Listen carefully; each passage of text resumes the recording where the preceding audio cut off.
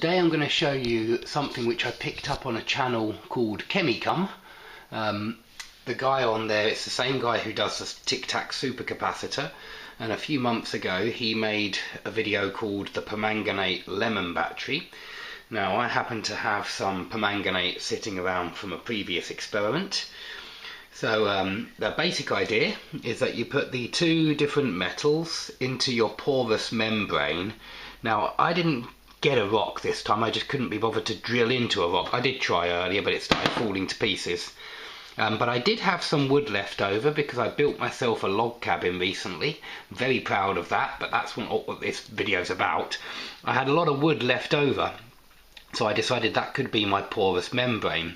Now what really surprised me on the permanganate lemon battery was that you didn't need a jewel thief. It managed to get the LED working with just the permanganate. Now you can see mine's not working at the moment, and actually he puts in 10% sodium hydroxide into the magnesium or aluminium electrode. I'm using magnesium, he used aluminium, and he uses a mixture of sulfuric acid and permanganate in the other electrode.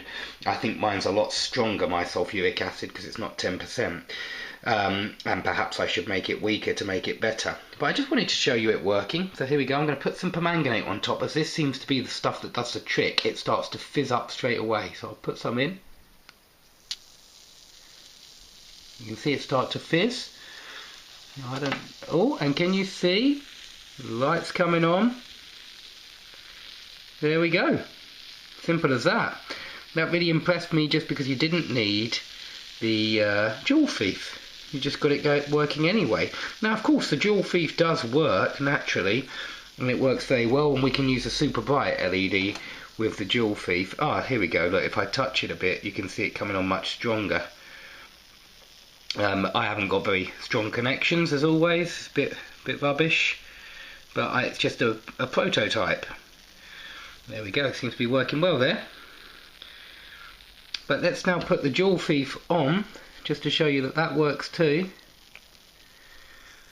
Now we've got the jewel thief running, and yeah, no doubt about it that that one's going as well, just from that piece of wood with a little graphite rod. That's a little bit of graphite rod, by the way. I've got another bit there that was just sitting around from an old experiment. And the magnesium is, I just sawed off a little sliver off of a magnesium plate. And to make the permanganate I just took a very small piece of sulfuric acid. I then added a small piece of boiling water and immediately got a bit of a shock, because that's quite a violent reaction, sulfuric acid plus hot water.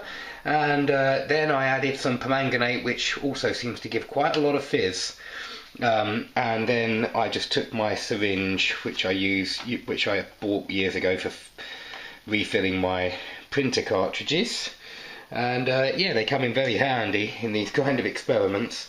But I just want to show you again one more time with just this one. Should still work. It's not working now, so what I normally do is give it a little bit more permanganate. Let's just take some of this stuff. Probably should be wearing gloves. Do wear gloves. It's a very good idea to wear gloves. I'll just wash my hands with copious water in a second, but I'm just going to put a bit more permanganate on the top. Look at that, straight away. I think I put too much on there.